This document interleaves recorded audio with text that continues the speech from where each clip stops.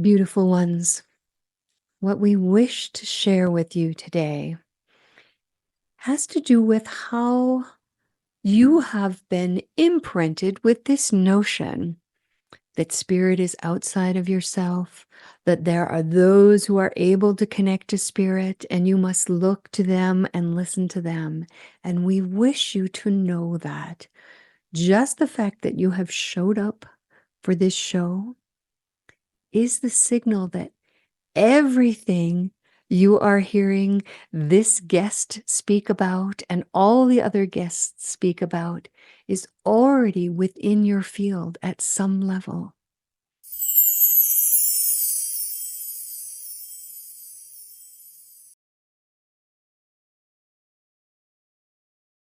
Hello, dear souls. Welcome to a new episode of New Earth Awakening.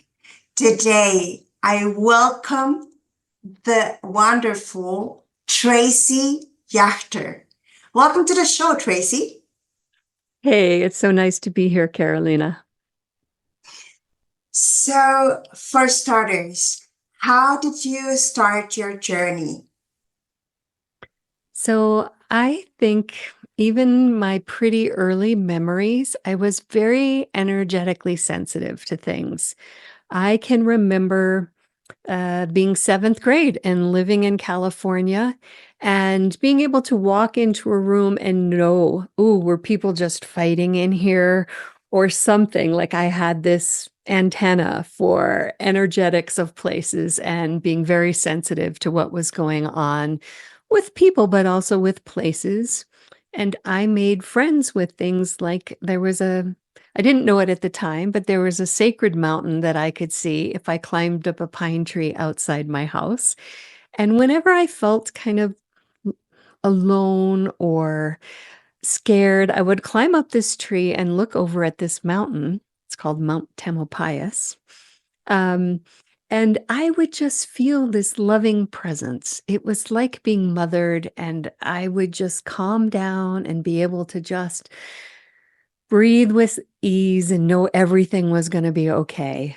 And I would feel like if I went hiking with my dad and I sat down by a redwood tree, I would feel like how the tree was sovereign, that it had consciousness, that it was connecting, up into the atmosphere somehow, and then also grounding down to Gaia, and just that it had been this amazing presence for 100 years or more.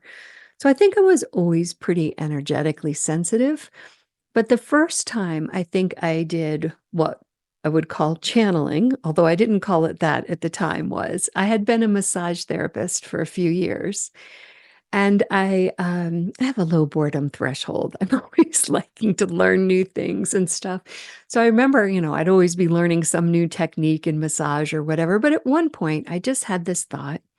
I wonder what would happen if I asked the person's sacred higher self or their angels or their inner child to help guide the session for them, right? So I just held that intent as I was like probably holding underneath their head, a position I often started with people. And it was pretty instantaneous. And it was scary as all get up because sometimes their team would say, well, tell them this. And I'd be like, I don't even know what that means. And why would I say something like that to them as their massage therapist, right? But they were so insistent sometimes. It's like, just tell them, they'll be really happy. So it's like, okay. And finally, I'd say, look, I don't know how to explain this, but I'm hearing this voice really asking me to tell you this. So I'm going to go ahead and say it, right? And then I would say whatever it was they told me to say them. And then, like, oftentimes the person's eyes would fill with tears and they were just like, thank you for telling me that, or whatever it was. So over time, I came to trust it. More of it was aligned to body work, like move their body in this rhythm, or this is the emotion that's causing all of this tension, do something to speak to or to clear that emotion and their body will relax, things like that. I thought of it as just intuition, but looking back, I see, yeah, that was definitely channeling. It was pretty specific. Yeah, that must have been really amazing for the people, like the little extra. Well, yes and no. There were definitely some clients who, when I'd share stuff with them, never came back. But for those that did stay, yeah, they really liked it. And honestly, most of the time, they didn't even know I was working with their team. I would just say, like, I'm sensing you have a lot of grief right now, or whatever it was. And it was always correct. But at that point, I was not crediting their team. Awesome. And would you like to share a little bit of your journey towards awakening? Because that sounds as if you were pretty awake all along. Well, I think there's different aspects to awakening, right? I mean, I definitely grew up in a family with challenges. Like most people, I had to work very hard on going out of negative patterns of like complaining, seeing myself as a victim, all these different kinds of things. I think I was always kind of attracted to new agey stuff.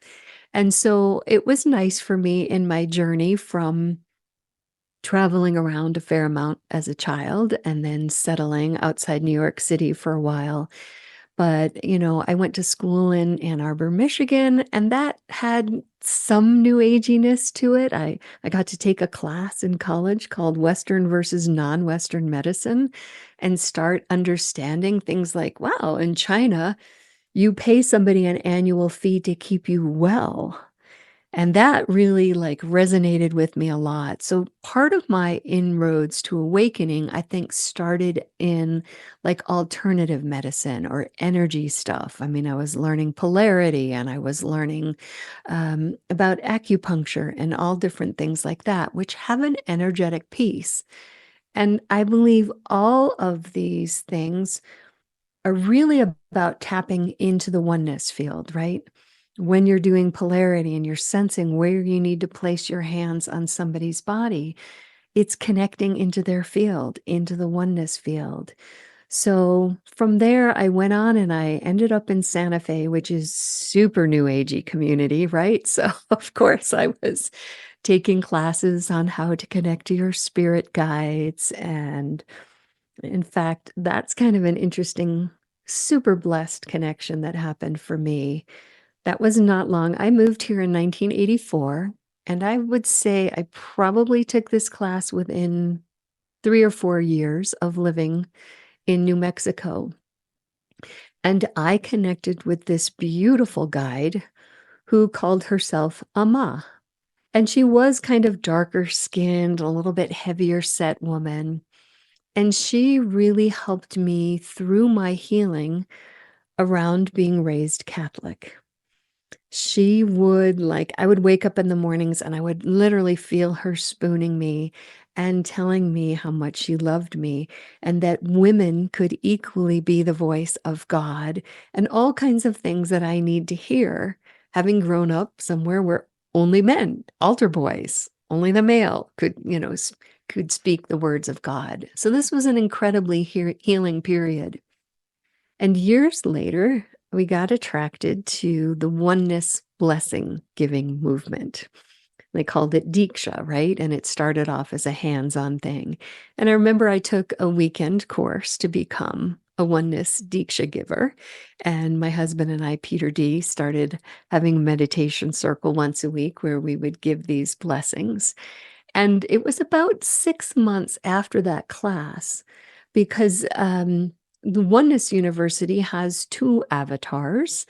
And of course, in India, the Divine Mother and the Divine Father are always called Bhagavan and Amma, right? And they even, when I would see their picture, it was always Amma's eyes that really drew me in and made me feel like, oh yeah, I'm going to be part of this, whatever this is. I'm going to participate. And about 6 months after I had been involved with it, I started recognizing that the energy of Amma was so similar to Amma. So finally, I was like, wait a minute, Amma, are you Amma? And she was just laughing and saying, hello, I was waiting for you to notice. So I'm sure at the time that I took this course about finding a spirit guide, I was in no way ready to accept that maybe an avatar was knocking on my door, getting me to pay attention to what they were doing. But it was very nice how it happened in this, sort of gradual one step at a time thing. I could handle the idea that I might have a spirit guide. And so that was really amazing because it was at least 10 years later before we actually started traveling to Oneness University in India, where I got to see Amma and Bhagavan in person and, be in like spiritual boot camp for months at a time. So definitely my journey to awakening um, was was long and many aspected, but I do credit Oneness University with, I think it was my second month long, at the end of a second month long trip there was when I received awakening. And I really want to explain how they define that so people can understand, because that term is used so broadly. And for some people, it's very uncomfortable if you claim you're awakened. Why would they do that? That's weird. So, this was actually a promise of going through the Oneness University is that we would have this. And Bhagavan has incarnated many, many lifetimes to make sure that we had enough awakened people on the planet by 2012 that our planet would take the direction towards, fully coming into the golden era. So it's everyone, uh, being on the trajectory of love and connection rather than self-destruction again, right? That was his goal. And so they define awakening as when there is a 600th of a second gap between when your local mind, the aspect of mind that is negative, repetitive, and destructive, right? We have different aspects of mind. Ego is included in lower mind. So a 600th of a second separation between when your mind says something and when it actually registers. And that tiny little gap allows you to notice I'm not my mind, I'm something noticing my mind. My mind just said this. And then there's the opportunity to question it rather than just, no, I know this, right? I think this. No, no, no, no. It is not I. It is mind doing this, which is separate from the consciousness that hears the thoughts. So once I had this tiny little gap, it was like watching Tracy Mind TV for months. I was constantly in these fits of giggling, observing my mind, trying to keep me from going into these higher states of consciousness. I mean, I've always referred to myself as a comfort queen, right? I love soft sheets and fuzzy blankets. And when I go shopping, first I touch everything, and only if it passes the touch test do I buy it. So I remember distinctly this time where I was wanting to go into this process, right? I felt really ready. I'm going to do this process. I'm going to clear this. And as I was, lying down on this bench underneath the stars to do this process, my little monkey mind would go, well, wouldn't you be more comfortable if you put your, scarf under your head? Okay. And then 2 seconds later, just as I was deepening into it again, I was like, well, wouldn't you feel better if you did this? And I proceeded to watch my mind about 25 times with 25 different suggestions for how I could be more comfortable, tried to keep me from actually going to the state I wanted to be. So, one of the signs you will know as you are going into awakening, that you will start to observe the mind more and be able to just kind of laugh at it like, oh, wow, did you just call me stupid? Okay, thanks for sharing. But I know I am a spark of God here, you know, with a purpose to my being here, and that I am connecting to my divine more and more every day, having clarity about that purpose and moving towards it. So that's where my awakening started in India, probably in 2011. Wow, that's really awesome. I wonder how Tracy TV was, because Carol TV is already good, but I would like to see the TV of others. Well, I think I'm probably pretty blessed in that most of my life I've been pretty positive, mostly wake up in a good mood and stuff. But not that I haven't experienced deep depression or periods of rage and anger or all kinds of other things like that. And it wasn't always funny, if I'm honest. But even when it's being kind of grueling, that like, oh, you're not good enough, you're not trying hard enough, you're lazy, whatever it is it's telling you, it does ease a lot when there is that gap, because then you can hear it and know, okay, that's lower mind sharing that with me, and have a chance to breathe and reconnect with that aspect of is incredible, right? Is absolutely this completely unique expression of divine in a human body. Exactly. And it's just telling you that, yeah, maybe you want to do something differently in that moment. It's like, why are you talking like that? What is it that you want, sweetie? Kind of, right? Well, and I Yeah, think what happens is that gap increases over time. And so it gets easier and easier. But just so people understand, I mean, even Amma and Bhagavan would talk about, as long as you are in a human being, you are going to have that aspect of mind. I think a lot of people mistakenly expect they haven't gotten where supposed to get to because they still have this, negative voice. And no, in fact, Bhagavan would even share that, if, let's say, a friend died, his body would be going through grief. He would be feeling sadness, even though, of course, he, as an avatar, understands we are eternal. We exchange bodies out for new bodies when we choose to incarnate again, but that core aspect of self is eternal. But the physical body will still have the emotions, will still experience grief.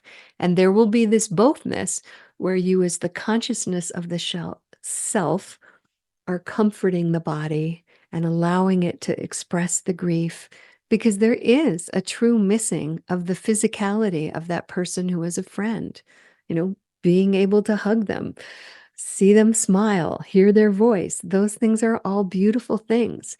And yes, you will be able to connect to them after they've passed on the etheric realm, sensing them, hearing them, but in a different way.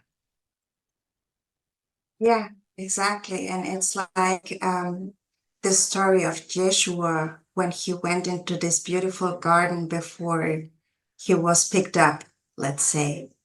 So, and he was crying. So, yeah, that resonates. Thanks for sharing, Tracy. Yeah, you're welcome. Tracy, would you share what makes your heart sing right now? Yeah, I am incredibly blessed right now. I was quite terrified when Peter asked me to step up and be part of our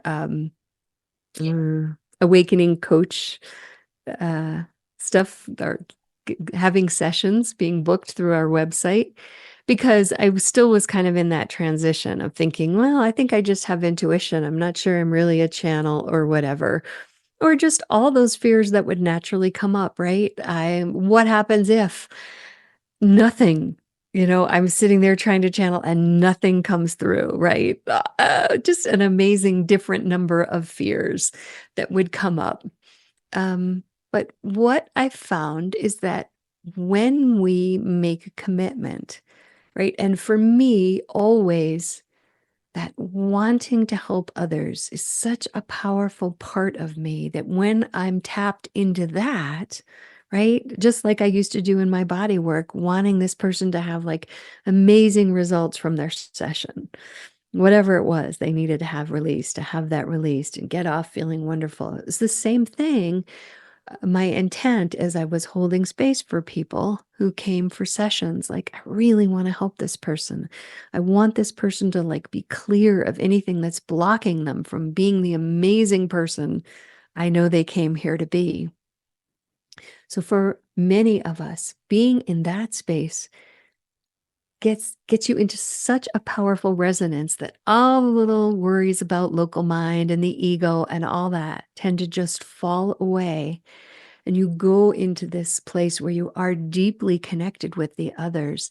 And then you just get to be like surprised and in awe, because what I specifically do is I'm channeling somebody's sacred higher self or their spirit team, right? We all have angels or guardians or, members of the sprite family or dragons or who knows what else on our team. And I'm not saying I can specifically identify all of them. I just I know I'm connected when I feel this like expansion in my heart, and suddenly there's this flood of love. And sometimes it's love and like, wow, oh my God, you've got such a powerful team. But that's when I know I'm in that state, that's when I would begin making any inquiry about what is it that can best serve? What can we do with our session today that will help this person? And then we just kind of go from there. And often that process is about finding what I call soul overlays, which are energetic imprints on the soul, super strong, because the person in a former life had a terrible experience.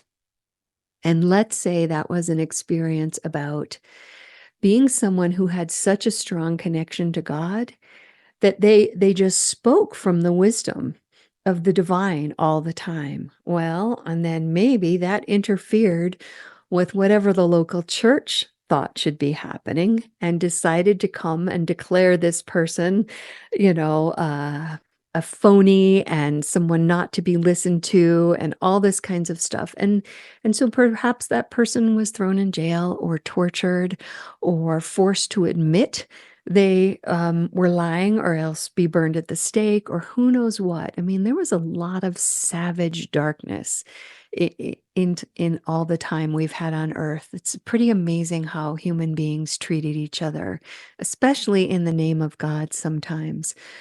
But so that like actual human who's going through this horrible experience can sometimes energetically say, never again, never again. I never want to be this close to God again. I don't ever want to be tortured or see my family tortured because of something I've done. And so, because you were a sovereign being on a free will planet, when you did that, you had the right to do it. And it remains as an imprint, even after you pass and come in again. And so, oftentimes, it's things like soul overlays I'm clearing. Sometimes it's clearings of ancestral lineage because the ancestors there's some energetic thing that goes down through the DNA. And so all the living descendants are still feeling whatever trauma the ancestors went through at some level. It blocks them. And then, of course, there's what I call primary distortions. There's lots of terms for it, but it's things that arise in early childhood where we can't really understand that what we are feeling often in our field has nothing to do with us. It's whatever our parents are going through, or other caretakers, or peers, or whatever, but we take it on as if it's ours. And it's, I'm not good enough. That's why daddy's always crabby, right? Or I'm not lovable. That's why mom's not picking me up. And it could just be that there's also a new baby and she's really busy. And it doesn't mean you're not lovable at all, but these things get formed and they often need to be cleared. Sorry, I do notice that I tend to burp a lot when I am, because I'm like half channel state right now, right? As I'm saying these things, connecting into experiences. And I have no idea why, but it just creates air. So I'll apologize once and that'll be it. Yeah, I guess a lot of us know about that a little bit. I'm just glad I don't need to purge often. That definitely comes up for people as they're releasing heavy duty emotions sometimes. Yeah. And now we are back to not everything is just unicorns and sparkles and glitter. Well, sometimes if it was really dense and heavy, it comes out that way, right? And it's just, we just bless it and be grateful that it's gone. Exactly. Thank you. Yeah, that's what I think to say. Yeah. So, um, Tracy, could you please talk a little bit more about your spiritual gifts and how they correlate with the work that you're doing? Because I know that you also uh, are able to speak light language to channel it. So please go ahead and guide us through your gifts. Okay. So, uh, my husband Peter often jokes that his job is to take me places where I'm supposed to go. And we have done things like gone on cryon trips to South America and gone to sacred sites. And sometimes they've been about being there to either open a null or clear a sacred site of something traumatic that happened there that needs to be released, to open something. And oftentimes I am able to connect deeply into the frequencies, the energetics of the place where we are.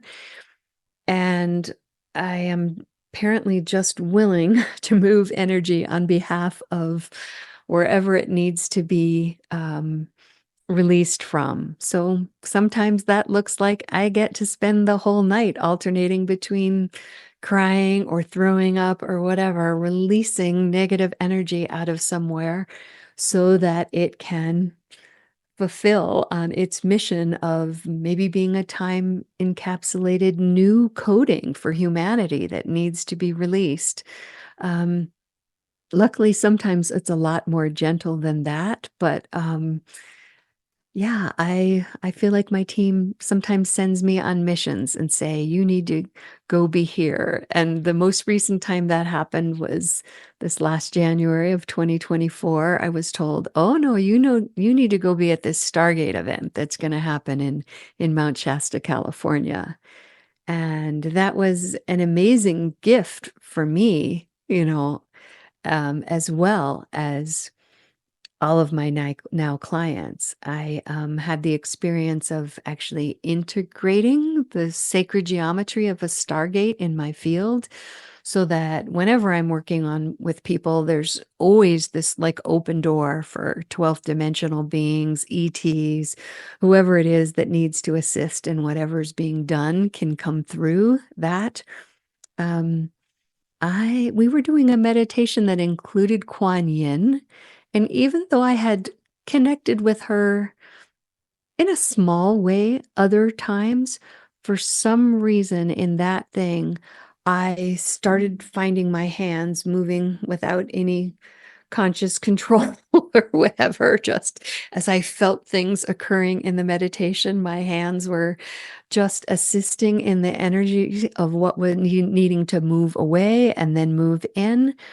And then shortly after that was when I started having light language arise out of me. And it would be when I was already in a state where I was holding an intent for somebody, maybe as part of a session, to clear a place I felt they were blocked, or to, you know, help them move into a gift that they were starting to get, but were still a little too afraid to fully receive. And next thing I knew, these sounds were coming out of my mouth. I was surprised as anybody else. But I had learned enough from previous experiences that when something like that arises, you don't shut it down.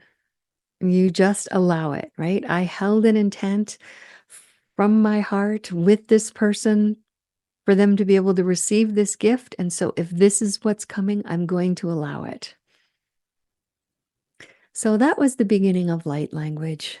Um, yeah, definitely channeling. Channeling increased a lot on a trip, yet another cryon trip that we did to Egypt. And we were really a month in temples, in the pyramids, and those places are powerful. I mean, you literally are walking along through a pyramid or something, and suddenly you feel like you're on a ship and you're just like barely keeping your balance.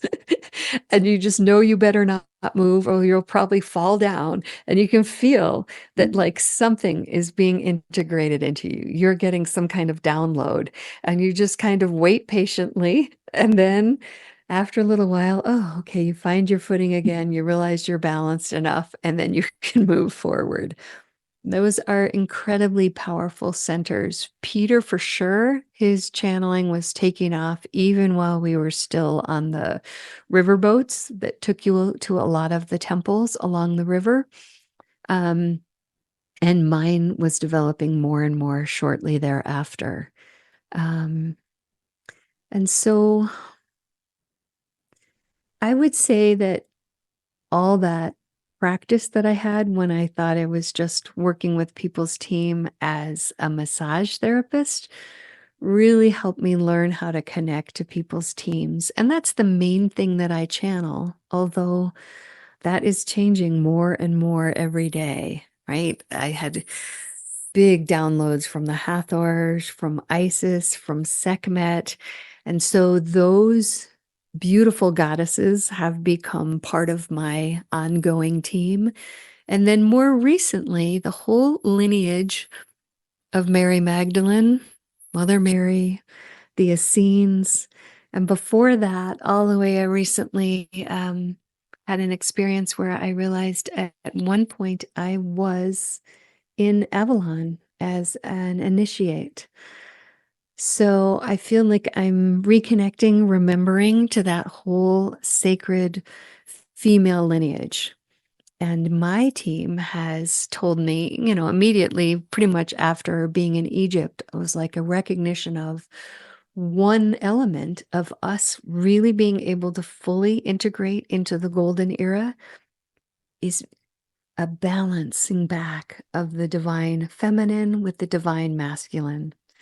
We have gone, pretty much the whole Iron Age where the divine feminine was just booted out and not really recognized for how beautiful it is. And for most of us, just even trying to remember, like, well, what would divine, sacred, feminine power feel like, right?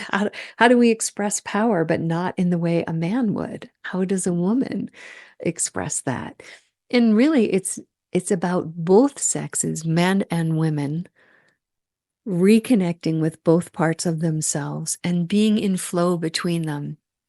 Any given situation, sometimes what's called for is some more masculine energy. Sometimes what's called for is some more feminine energy. So it's hugely important. And I am still in process of discovery. And what is that? And just allowing myself the time and the grace until I get to a place where I feel ready, that I have clarity about this. And then I know that's one of my next places I'll be moving into, is doing a lot of assisting for people to integrate both of these energies. Wow, thank you very much for all the work that you were doing, Tracy, for the collective too, right? For Yeah, all of oh, us. definitely. But it is really the most fulfilling thing I've ever done. And it fills me. And I believe I know my service to others helps me grow and have many, many gifts. So I'm just so happy doing it. Thank you, Tracy. Would your guides share a message with our collective and some energetical activation?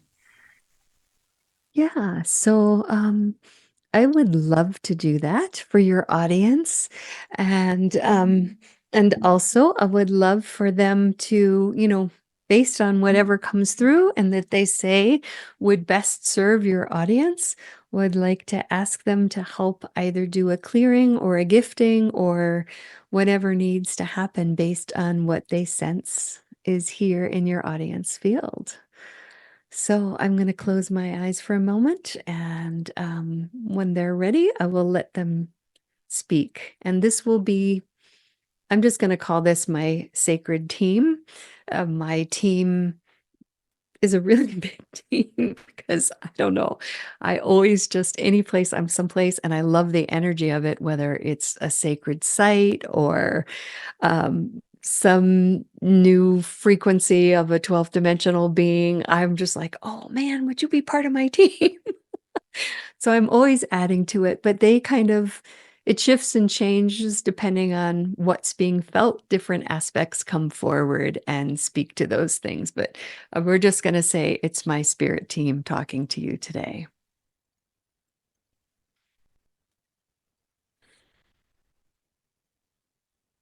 Oh, and before I go into this, just in case the light language team comes out to play, it's important that people understand that it's not meant to be understood by the conscious mind.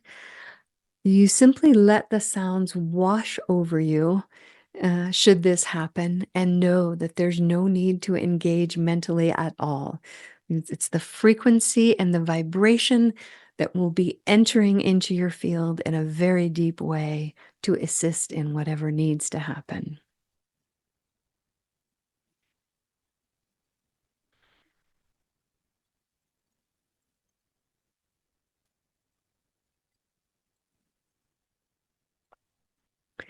Beautiful ones, what we wish to share with you today has to do with how you have been imprinted with this notion that spirit is outside of yourself, that there are those who are able to connect to spirit, and you must look to them and listen to them. And we wish you to know that just the fact that you have showed up for this show is the signal that everything you are hearing this guest speak about and all the other guests speak about is already within your field at some level. It may have not have started to show in an external way as it has for the guests, but it is there within you. If it were not there within you, you would listen to 5 minutes of a show like this and tell yourself, okay, these people are crazy, and simply exit. You would not want to watch. No, beautiful ones, you are in alignment. You came here to powerfully connect with your divine and to receive whatever gifts and abilities align with your soul's journey this incarnation. You can relax and know that is true. And at the same time, we know that when a mind has been conditioned as deeply as yours have been, it is very difficult to have both the conscious and the unconscious aspects of mind line up and believe and allow. And so, what we wish to do today is first a clearing for all of the energetic vibrations that tell you this is not you, you cannot do this, and all the other negatives, only others can do it, whatever is there for you, because we will be asking for a clearing of the entire umbrella of negative conscious or unconscious beliefs about you being a spark of the divine, fully able to connect in an absolute tangible way with your divine. Right? Anything at all blocking that we wish to clear. And then we will be moving into aligning your nervous system at every level, mentally, spiritually, physically, and emotionally, into the great receiver that you are, into the knowing that your ability to ask and hold intent in your heart and then allow for whatever it is you are wanting to find its way into your being for it to get wired into your nervous system and then begin to arise within you as whatever gifts you have asked for, as the kind of amazing connection to your divine that you have always wanted. So, beautiful ones, just relax in your chair. Ask and allow your beautiful divine team here that you absolutely, yes, as a sovereign being, I say yes, I want this, right? Nothing we will do will make a difference if you, as a sovereign being, don't permission it. So, step one, breathe deeply, connect into your heart, and let your spirit team know, yes, I want this. I want this clearing and I want this gifting.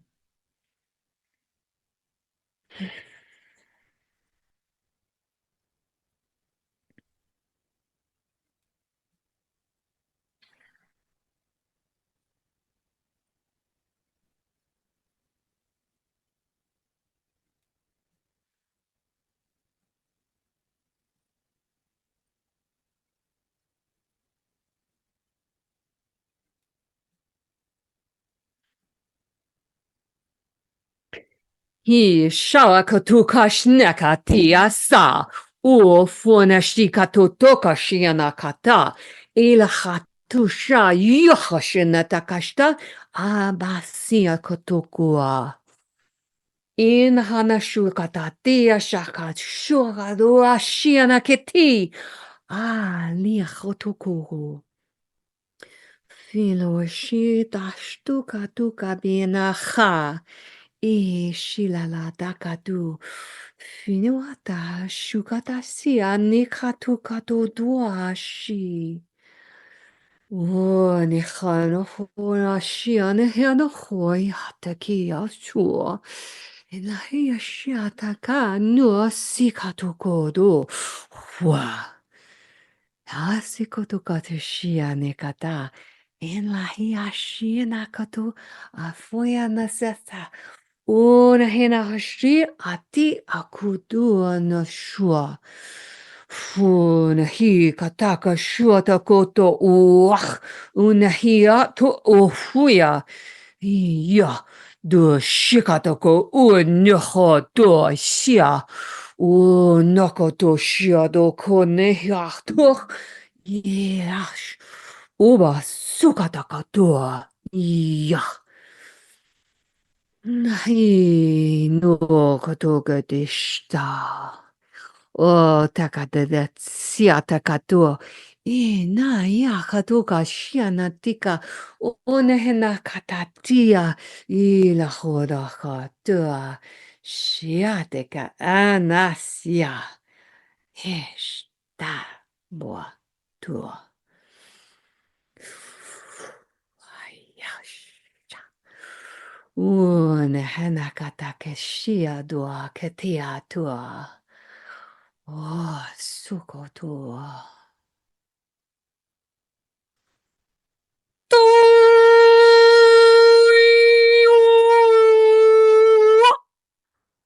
Du. Sta dua kitiko stayakata. Aya.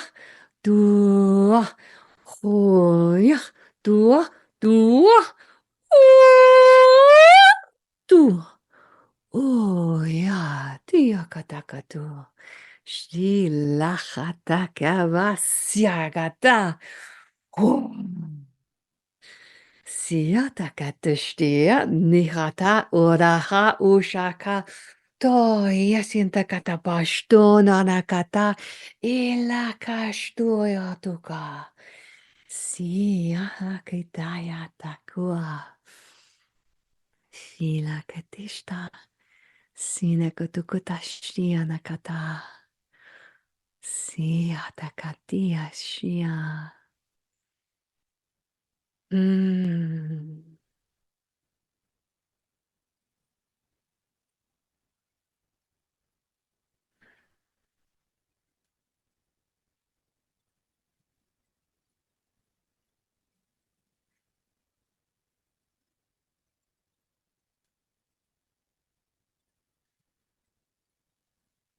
We wish you to know, beautiful ones, that this blessing will continue to unfold in you, and to the extent you feel inspired to, you can rewatch this blessing over and over again. It will continue to deepen within you everything that you are asking for, increasing your connection to your divine, releasing any old frequencies in you that have not completely been able to be released as of this linear moment in time.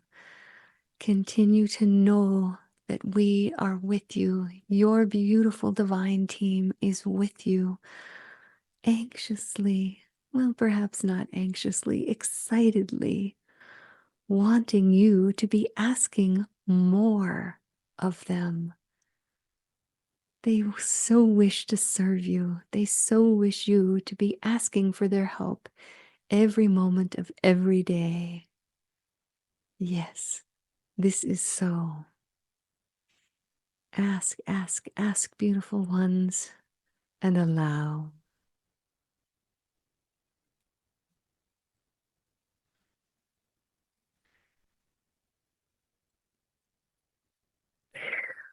Ooh, lots of heart and solar plexus stuff, people.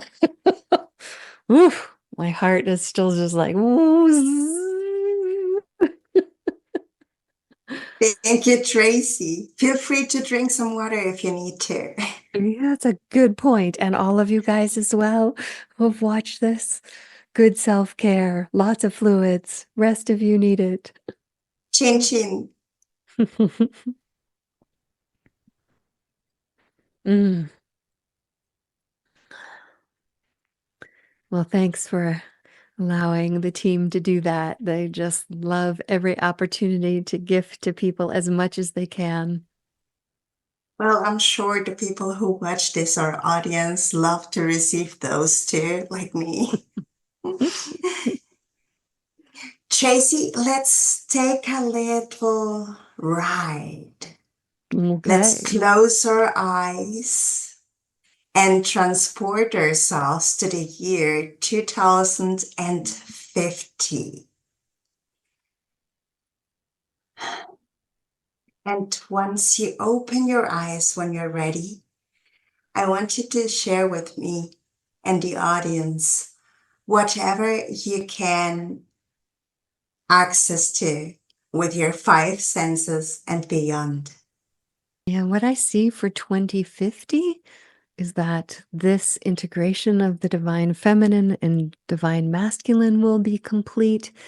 There will be a majority, like 65% or more, who are at least awakened, and many who are working their way into God realization, right? Which is when you connect so deeply to the divine that you are like Christ was, able to perform miracles, able to shift space-time, able to do all kinds of amazing things.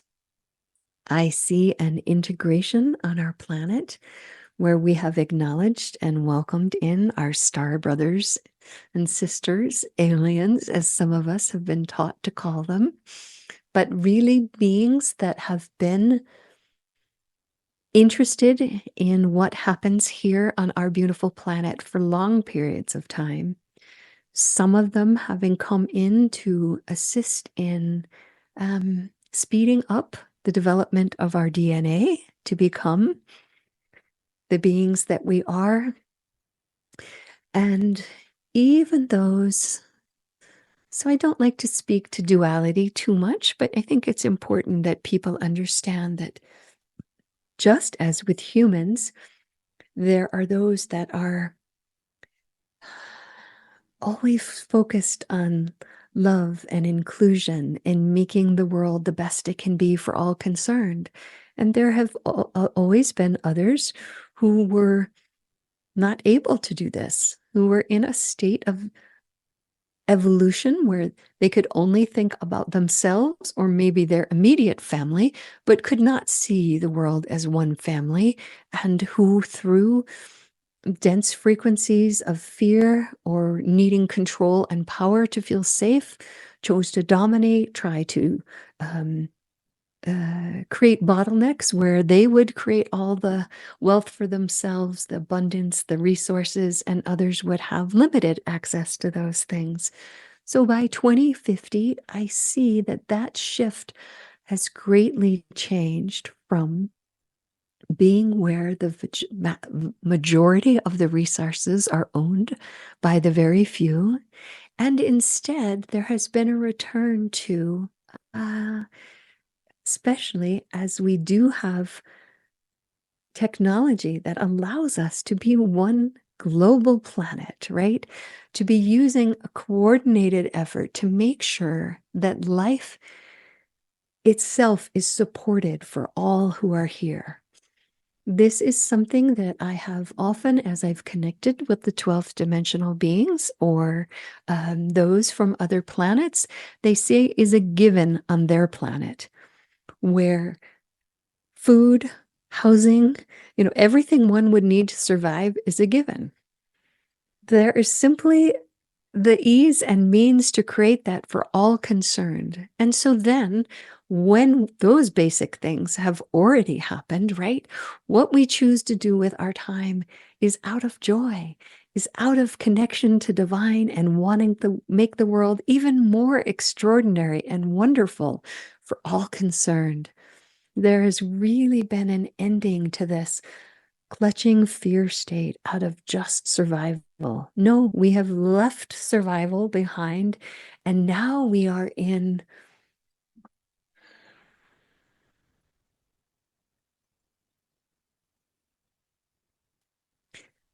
pure possibility. Just knowing that each person is a unique spark of the divine, and that what we create when we come together and hold the intent that we make our earth even more magnificent, that we help our children develop into these incredible sovereign beings. And that is the space we hold for them to be truly unique in how they are. So much of this will have occurred by 2050. There will still be some residue, some clinging on that will be there, but by and large, most people will no longer be fighting against something that they don't want, but instead will be gathering their energy field in support of something they do want. We will have all moved into that understanding that as creators, we must create in support of what we do want and simply ignore what we do not want. Don't put our attention there, and we don't feed it with any energy. Most people will have moved into this way of thinking and being. And from there, we just continue to become more and more amazing. That's what I see for 2050. Thank you, Tracy. That resonates so much. And yeah, what about telepathy? What about telepathy? Is that what you said? Yes, exactly. What about Yeah. telepathy? Oh, I think telepathy will be common, channeling will be common, uh, by location. Like I just think it's kind of like once everyone recognizes who they truly are, which naturally happens as you go up in states of consciousness and the pool gets bigger, right? As so many people get, and the pool is now huge, that energetic field of knowing, it's just like we're going to think of it as second nature.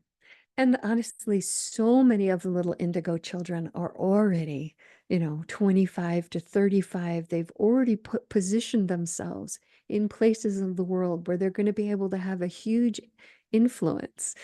For those of you who are doubting this could actually happen by 2050, you need to understand that really most of the people who were in that old school are old themselves, right? And it is a very tentative hold, even though it seems incredibly pervasive. And so Even if you don't believe it, just continue to work within yourself. What brings me joy? What elevates my consciousness? What is it that I love to do as service to others? And don't worry about the rest. Anything that brings you down, makes your energy come down, makes you feel like you're in lack or non possibility, move your consciousness away from whatever that is and put it back on. Oh, yeah, this makes me feel good. I light up when I'm involved in this. I'm going to do most of that. Let go of this idea that you have to know every trauma, every tragedy going on the planet. What can you do locally to assist? You're going to feel so much better. You're going to help so many more people when you're just looking at what can I influence? And I guess it's no longer local. We're a global planet. Here we are talking to people on probably virtually all the continents. So trust your That heart. telepathy will just make it a little bit more easy and and quicker to arrange. Like, Yes, I do you have a definitely five see minutes? that. We already are seeing this, right? Mothers and children so connected. It's like they read each other's thoughts. The more I go around the planet, I'll find someone I consider my a soul sister, right?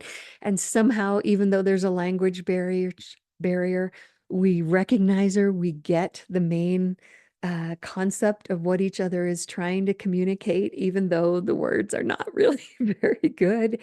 And so, yeah, I think we are all moving towards this. Exactly.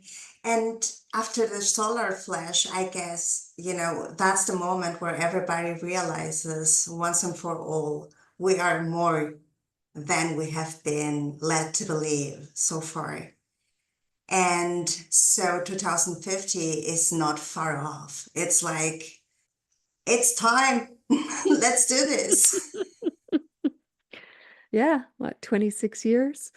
But they will be very full, rich years, lots of change, lots of transformation. So, Tracy, I want to thank you so much for being my guest today. It was awesome speaking to you. I hope you will be back. And yeah, Yes. please let us know where people can find out more about you, the work that you're doing, so that we can also post it in the description below and people can find you guys. Great. So, our company is called Becoming Awesome, and our website is www.becomingawesome.one. So, Becoming Awesome one, but spelled out ONE. And I just wanted to let people know um, our main thing is getting enough people awakened that we do move into this golden era. And we are a husband and wife team. And, what Peter's incredible gift is that he has the ability to simplify things and put them in little ways that are step by step so that everyone can participate, everyone can understand, everyone can clear what they need to clear.